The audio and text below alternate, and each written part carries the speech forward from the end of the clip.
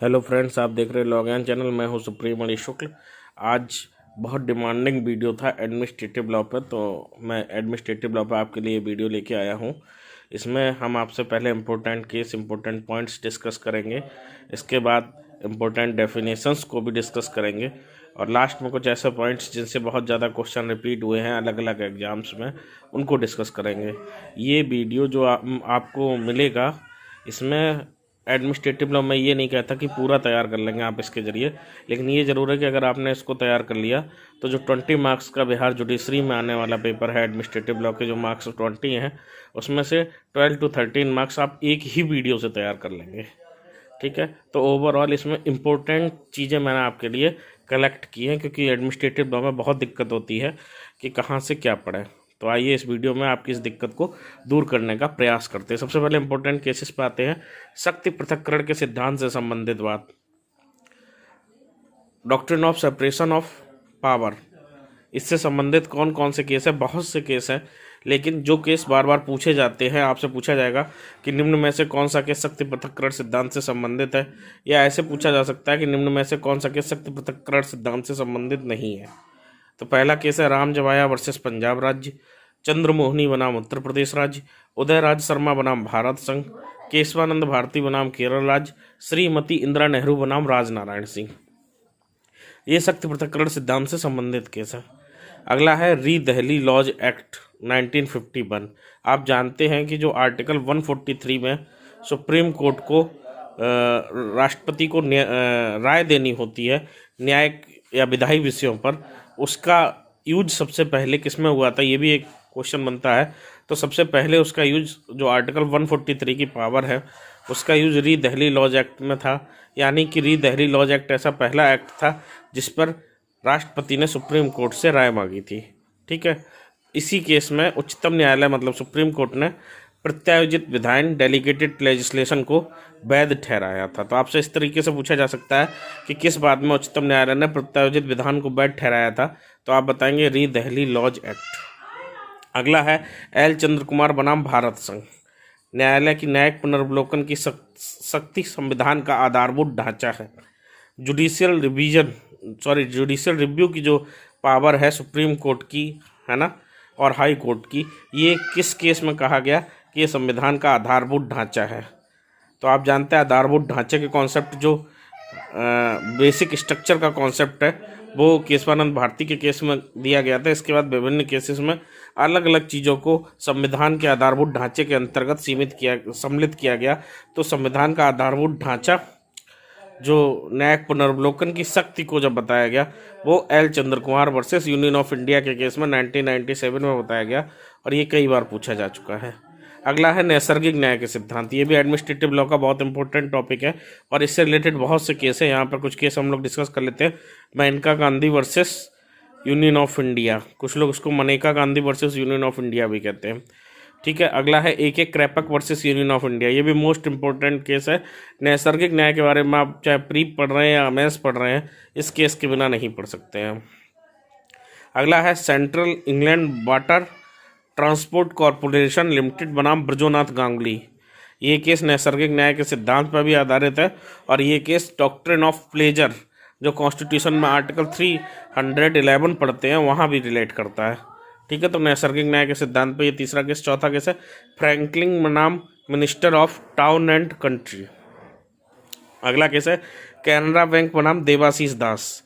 अगला केस है भारत संघ बनाम तुलसीराम पटेल। ये भी बहुत इंपॉर्टेंट केस है, कई बार पूछा गया है। अगला केस है रिज बनाम बॉल्डविन। अगर नैसर्गिक न्याय के सिद्धांत से कोई विदेशी केस जो सबसे ज़्यादा बार पूछा गया है, तो वो यही केस है, रिज बनाम बॉल्डविन। इसको याद रखिएगा। अगला केस है चरणलाल साहू बनाम यूनियन ऑफ इंडिया, और अगला केस है भारत संघ बनाम पीके राय। ठीक है, रिज बनाम बॉल्डविन वो केस है जिसमें प्रीवी काउंसिल ने नैसर्गिक न्याय के सिद्धांतों के बारे में बहुत स्पष्टवादिता से वर्णन किया था। तो रिज बनाम बॉल्डविन आपको याद रखना है। ठीक है, अगला पॉइंट है प्रशासनिक प्राधिकारियों के गठन शक्ति व कर्तव्यों के बारे में किसने कमेंट किया? सर आइवर जेनिंग्स ने। प्रशासनिक प्राधिकारियों के गठन शक्ति व कर्तव्य के बारे में किसने कमेंट किया? सर आइवर जेनिंग्स ने। अगला पॉइंट है प्रत्यायोजित विधान का प्रकाशन होना आवश्यक है। किस केस में कहा गया कि जो डेलीगेटेड लेजिस्लेशन है, इसका पब्लिकेशन इम्पोर्टेंट है, अनिवार्य है, इम्पोर्टेंट नहीं है बल्कि अनिवार्य है, कंपलसरी है। किस केस में कहा गया? हारला वर्सेस स्टेट ऑफ राजस्थान। इसको याद रखिए, बहुत बार पूछा जा चुका है। हारला बनाम राजस्थान राज्य। लोकपाल एक टॉपिक है एडमिनिस्ट्रेटिव लॉ का। ये सर्वप्रथम कब हुआ था, सर्वप्रथम कहाँ पे लागू हुआ, या सर्वप्रथम कहाँ पे इसका कॉन्सेप्ट उदय हुआ? स्वीडन में 1809 में। ये क्वेश्चन भी रिपीटेड है, कई बार आ चुका है, याद रखिएगा। केंद्रीय सतर्कता आयोग, ये भी लोकपाल से रिलेटेड एक बॉडी है, बल्कि ये कहिए कि लोकपाल के जो वर्क होते हैं उसमें से कुछ वर्क केंद्रीय सतर्कता आयोग भी करता है। तो केंद्रीय सतर्कता आयोग किससे रिलेटेड है, कौन से सन में आया था? 1964 में। और आप ये मानिए, आपसे ये भी पूछा जा सकता है, यहाँ मुझे याद आ गया कि लोकपाल, जो इंडिया के पहले लोकपाल हैं वो कौन बने? तो इंडिया के पहले लोकपाल कौन बने हैं? पूर्व न्यायमूर्ति पिनाकी चंद्र घोष। पिनाकी चंद्र घोष या पीसी घोष लिख के आ सकता है, तो उसको आपको याद रखना है। ठीक है, अगला पॉइंट है सशर्त विधायन तथा प्रत्यायोजित विधायन में अंतर किया गया है ना। कंडीशनल लेजिस्लेशन और डेलीगेटेड लेजिस्लेशन में क्या डिफरेंस? ये किस केस में बताया? हमदर्द दवाखाना वर्सेस यूनियन ऑफ इंडिया। अगला पॉइंट है प्रत्यायोजित विधायन होता है, कार्यपालिकी विधायन होता है। डेलीगेटेड लेजिस्लेशन जो होता है वो कौन सा होता है? वो कार्यपालिकीय विधायन होता है। ठीक है, एग्जीक्यूटिव लेजिस्लेशन भी कहते हैं डेलीगेटेड लेजिस्लेशन को। क्या कहते हैं? Executive legislation. अगला है रिज बनाम बॉल्डविन, नैसर्गिक न्याय से संबंधित है, आप देख चुके हैं। अगला है प्रत्यायोजित विधायन के संबंध में पूर्ण परीक्षण का सिद्धांत किस कमेटी की रिपोर्ट में था? डॉनोगमोर कमेटी। ये भी पूछा हुआ क्वेश्चन है। प्रत्यायोजित विधायन, आप केवल दो टर्म याद रखिए कि प्रत्यायोजित विधायन मतलब डेलीगेटेड लेजिस्लेशन से रिलेटेड है, डॉनोगमोर कमेटी। अगला पॉइंट है स्वायत्त लोक निगमों से संबंधित कमेटी। कौन सी कमेटी है? स्वायत्त लोक निगमों से संबंधित छागला कमेटी। कौन सी कमेटी है? छागला कमेटी। अगला पॉइंट है प्रत्यायोजित विधायन संप्रभु शक्ति से अन्यथा किसी प्राधिकार से निकलती है, सामान्य ने कहा था। प्रत्यायोजित विधायन संप्रभु शक्ति से अन्यथा किसी प्राधिकार से निकलती है, सामान्य ने कहा था। आप केवल इतना याद रखिए, सॉवरन पावर अगर डेलीगेटेड लेजिस्लेशन के बारे में कोई कहता है तो वो किसने कहा था? सामान्य ने। विधि शासन की मुख्य विशेषता प्रशासन में मनमानापन का अभाव है। किसने कहा? Professor bed. प्रोफेसर बेड ने कहा विधि शासन की मुख्य विशेषता जो है वो प्रशासन में मनमानापन का अभाव है। अगला पॉइंट है इंदिरा साहनी बनाम भारत संघ में बहुमत का निर्णय किसने सुनाया? न्यायमूर्ति एच.जे. कानिया ने। किसने सुनाया? एच.जे. कानिया ने। ये पूर्व चीफ जस्टिस भी रह चुके हैं। अगला है महिला महाविद्यालयों में महिलाओं के लिए आरक्षण विद्यमान है। किस केस में कहा गया? ये कहा गया सौरभ चौधरी बनाम यूनियन ऑफ इंडिया में। ये केसेस पूछे जाते हैं, याद रखिएगा। संगम बनाने के अधिकार में सम्मिलित है, किसी संघ के सदस्य होने से मना करने का अधिकार। मतलब आपको कोई जबरदस्ती किसी संघ का सदस्य नहीं बना सकता, किसी यूनियन का मेंबर नहीं बना सकता। और ये किस में सम्मिलित है? ये संगम बनाने के अधिकार में सम्मिलित है। अगला है हड़ताल करने का अधिकार ना तो विधिक अधिकार है ना ही मूल अधिकार है। जो कॉन्स्टिट्यूशन के इंपॉर्टेंट केस हमने आपको पढ़ाए हैं उनमें यह है टी.के. रंगराजन बनाम तमिलनाडु राज्य। हड़ताल करने का अधिकार ना तो विधिक अधिकार है ना ही मूल अधिकार। टी.के. रंगराजन बनाम तमिलनाडु राज्य। विज्ञापन एक वाणिज्यिक वाक है। टाटा प्रेस लिमिटेड बनाम महानगर टेलीफोन निगम लिमिटेड। अगला पॉइंट है कैदियों को बिना पारिश्रमिक दिए बलात् श्रम कराना माना जाएगा। दीना वर्सेस यूनियन ऑफ इंडिया में अगर कैदियों से पारिश्रमिक मतलब परिश्रम कराया जाता है और उन्हें उसके बदले कोई पारिश्रमिक नहीं दिया जाता है तो इसको फोर्स्ड लेबर या बलात् श्रम में माना जाएगा। और ये किसमें कहा गया? दीना वर्सेस यूनियन ऑफ इंडिया में। अनुच्छेद 31C को जोड़ा गया किस 25वें संविधान संशोधन से? लोक पद से हटाने के लिए रिट कौन सी रिट जारी की जाती है? अधिकार परीक्षा। कौन सी रिट जारी की जाती है? अधिकार परीक्षा। 9वीं सूची के अधिनियम पूर्णतः न्यायिक समीक्षा से परे नहीं है। I.R. कोहेलो बनाम तमिलनाडु राज्य। I.R. कोहेलो बनाम तमिलनाडु राज्य में ये कहा गया कि 9वीं सूची के जो अधिनियम है पूर्णतः न्यायिक समीक्षा से परे नहीं है। अगला पॉइंट है फंडामेंटल राइट व डीपीएसपी का संतुलन संविधान का आधारभूत ढांचा है। किस केस में कहा गया? मिनर्वा मिल में। फंडामेंटल राइट व डीपीएसपी का संतुलन मिनर्वा मिल में। आपको कॉन्स्टिट्यूशन के केसेस जो पढ़ाए थे उसमें भी ये बताया था। अगला है भारतीय संविधान एक सामाजिक दस्तावेज है।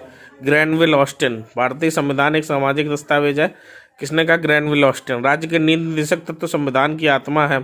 Granville Austin. सिविल समाज संहिता से संबंधित बात है। जॉन बोल्टन बनाम भारत संघ। जॉन बॉलमंटन बनाम भारत संघ। अगला है अध्यादेश का आभासी पुनर्प्रख्यापन असंवैधानिक है। DC वाधवा बनाम बिहार राज्य। अध्यादेश का आभासी पुनर्प्रख्यापन असंवैधानिक है। DC वाधवा बनाम बिहार राज्य। अगला पॉइंट है, न्यायालय राष्ट्रपति के अध्यादेश जारी करने की शक्तियों के प्रयोग में उनके समाधान के कारणों की पर्याप्तता की जांच नहीं कर सकता। T वेंकट रेड्डी बनाम आंध्र प्रदेश। T वेंकट रेड्डी बनाम आंध्र प्रदेश। आगे बढ़ने से पहले हम आपको सूचना दे दें कि अगर आप चाहते हैं कि मैं इसकी PDF अपने ग्रुप में शेयर करूं, जो टेलीग्राम ग्रुप लॉगयान का है फ्री वाला, उसमें शेयर करूं, ये पेड ग्रुप का मटेरियल है, तो आप 10 लोग अगर कमेंट करते हैं कमेंट बॉक्स में, तो अगर 10 लोगों ने कमेंट किया तो मैं इसकी PDF तुरंत डाल दूंगा और वहाँ से आप इसका रिवीजन कर सकते हैं।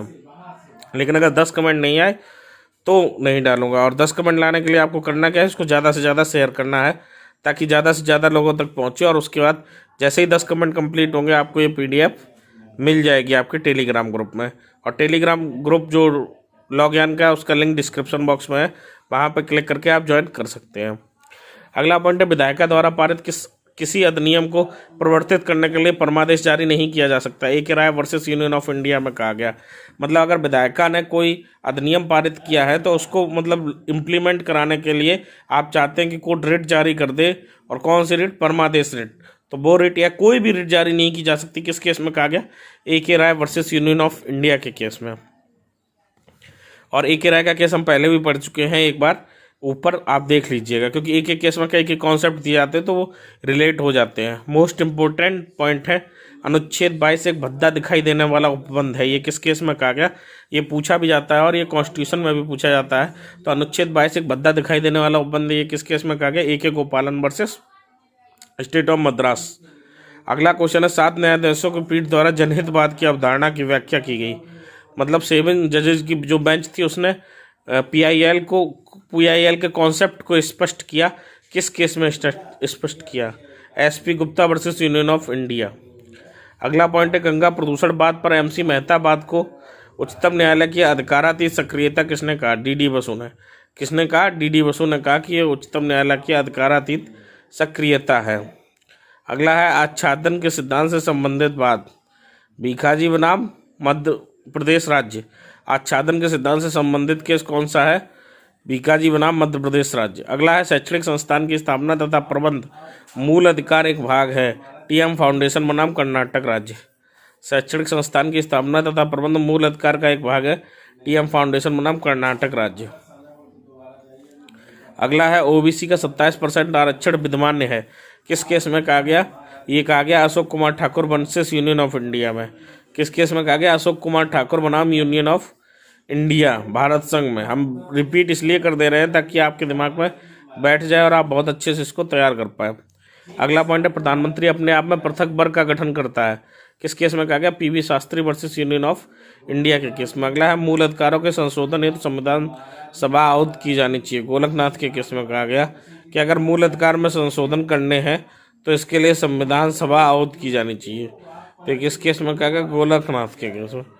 Golaknath versus state of Punjab. अगला है, निष्पक्ष विचारण का अधिकार। Rattiram versus state of Madras. Rattiram versus state of Madras 2012 का केस है, जिसमें निष्पक्ष विचारण के अधिकार को मूल अधिकार का भाग बताया गया है। गिरफ्तारी के संबंध में दिशा निर्देश 2 केसेस में दिए गए हैं। D.K. Basu versus state of Paschim Bengal, Joginder Singh versus state of UP. गिरफ्तारी के संबंध में निर्देश किस में दिए गए? Joginder Singh versus state of UP और D.K. Basu versus state of west Bengal. यौन कर्मियों के पुनर्वास के संबंध में जो अधिकार है वो किस केस में बताया गया? Buddhadev Karmakar versus state of Bengal. Buddhadev Karmakar versus state of Bengal में यौन कर्मियों के पुनर्वास के संबंध में बताया गया है। फांसी लगा के मृत्युदंड देना संवैधानिक है। किस केस में कहा? दीना वर्सेस यूनियन ऑफ इंडिया। और आप ऊपर भी ये केस पढ़ चुके हैं किसी अलग चीज़ में, तो दोनों ही चीज़ें याद रखिए। दीना वर्सेस यूनियन ऑफ इंडिया में कहा गया फांसी लगाकर मृत्युदंड देना संवैधानिक है। अगला है, बच्चों का सर्कस में दुरुपयोग अनुच्छेद 21 का उल्लंघन है। किस केस में कहा गया? बचपन बचाओ आंदोलन वर्सेस यूनियन ऑफ इंडिया के केस में कि बच्चों का सर्कस में उपयोग अनुच्छेद 21 का उल्लंघन है। और ये किस केस में कहा गया? बचपन बचाओ आंदोलन केस में। और बचपन बचाओ आंदोलन के प्रवर्तक कौन है, या बचपन बचाओ आंदोलन के नाम से NGO कौन चलाते हैं? मिस्टर कैलाश सत्यार्थी, जिनको 2018 में शांति का नोबेल पुरस्कार मलाला यूसुफजई के साथ दिया गया था। तो उन्हीं के केस में कहा गया बचपन बचाओ आंदोलन बनाम भारत संघ के बाद में बच्चों का सर्कस में उपयोग अनुच्छेद 21 का उल्लंघन है। अगला पॉइंट है अग्रिम जमानत इनकार करना अनुच्छेद 21 का उल्लंघन नहीं है। मतलब अगर कोई व्यक्ति अग्रिम जमानत के लिए आता है और उसको अग्रिम जमानत के लिए इनकार कर दिया जाता है तो इसका ये अनुच्छेद 21 का उल्लंघन नहीं है। किस केस में कहा गया? Jayaprakash Singh versus state of Bihar. क्योंकि अग्रिम जमानत मिलना न्यायालय के विवेक पर निर्भर करता है, ना कि आपके अधिकार है ये। तो इसलिए जो अगर अनुच्छेद 13 में जमानत नहीं मिल रही है, अनुच्छेद 13 कह रहा हूँ, अगर आपको जमानत नहीं मिल रही है अग्रिम जमानत, तो अनुच्छेद 21 का उल्लंघन नहीं होगा।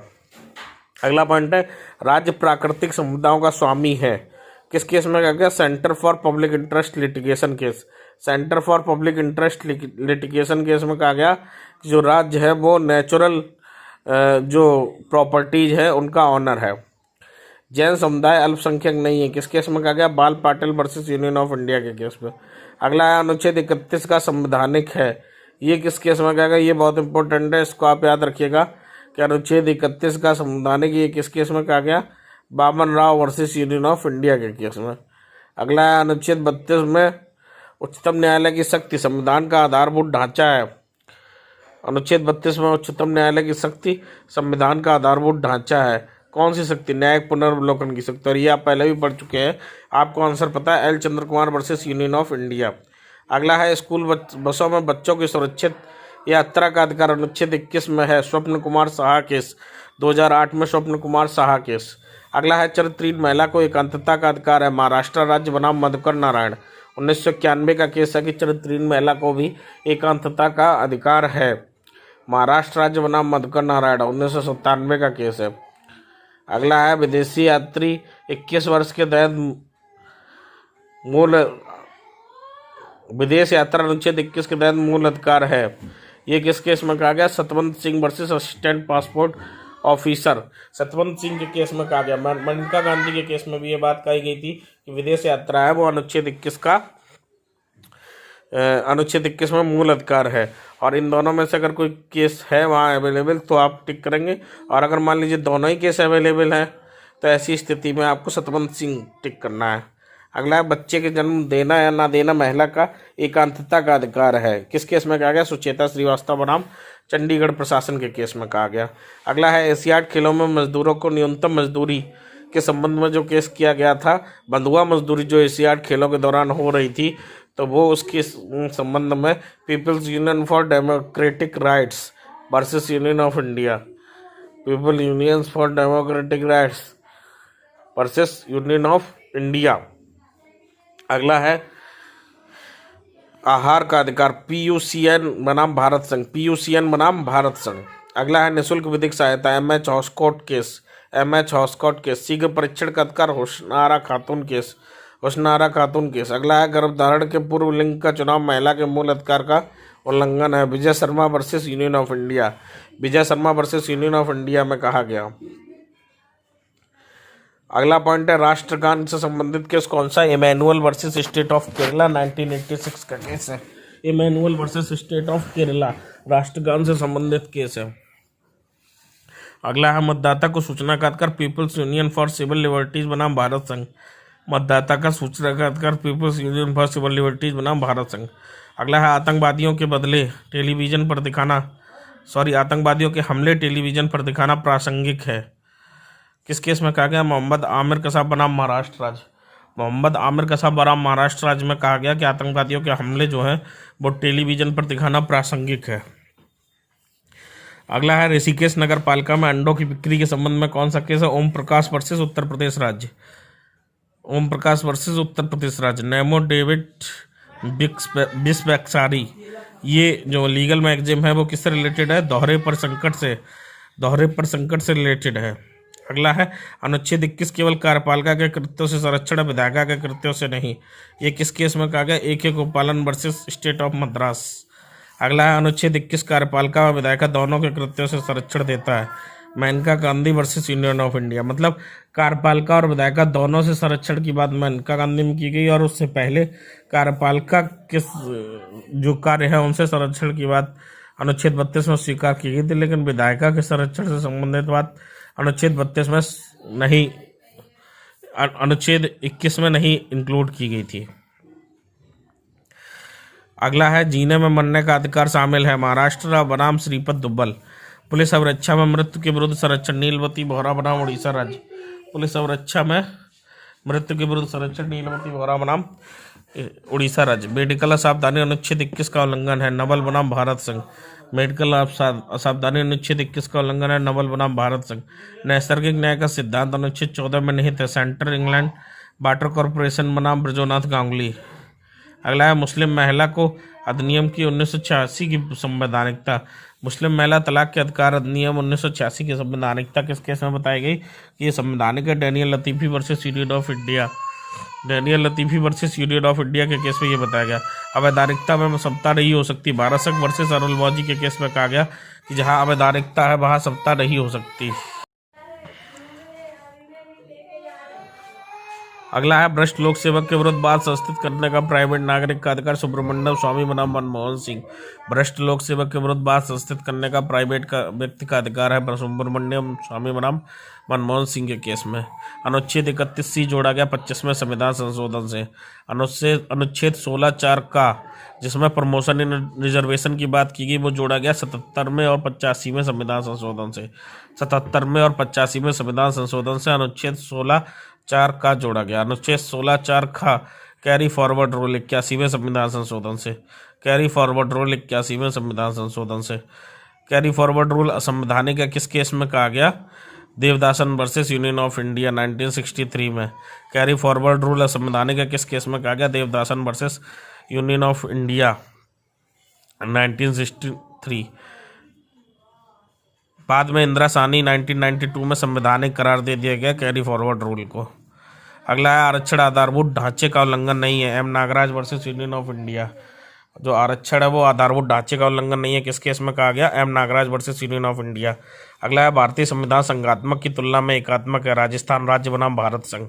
भारतीय संविधान संघात्मक की तुलना में एकात्मक है किस केस में कहा गया? राजस्थान राज्य वर्सेस यूनियन ऑफ इंडिया।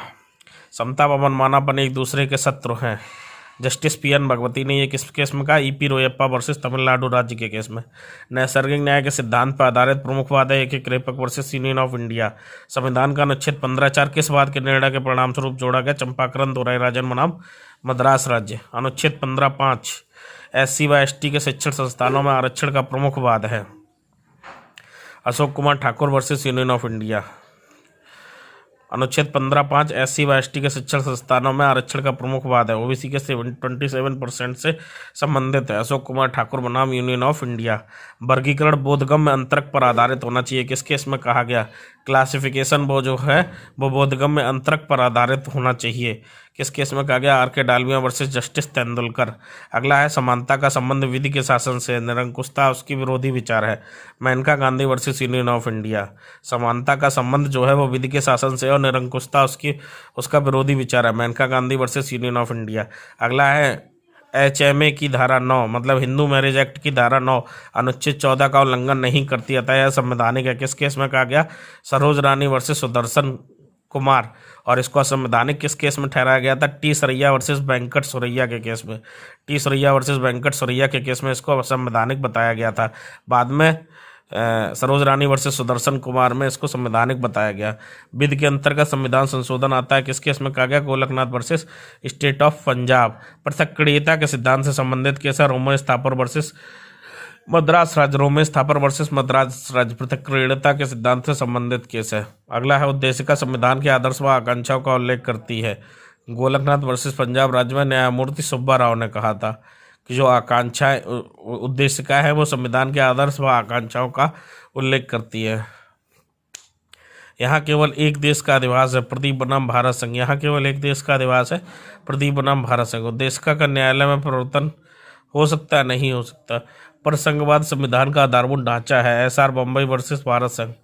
परसंघवाद संविधान का आधारभूत ढांचा है। SR बम्बई बनाम भारत संघ। संविधान जनता की इच्छा के ऊपर हावी होता है। BR कपूर बनाम तमिलनाडु राज्य। BR कपूर बनाम तमिलनाडु राज्य। अगला है प्रशासनिक विधि का अस्तित्व नहीं है किसने कहा? प्रोफेसर डायसी ने। विधि के शासन के प्रथम प्रवर्तक कौन थे? कोक। लोकायुक्त अधिनियम पारित करने वाला पहला राज्य उड़ीसा। साम्या का अधिकार त्रिस्तरीय है, अनन्य समवर्ती व सहाय नहीं है।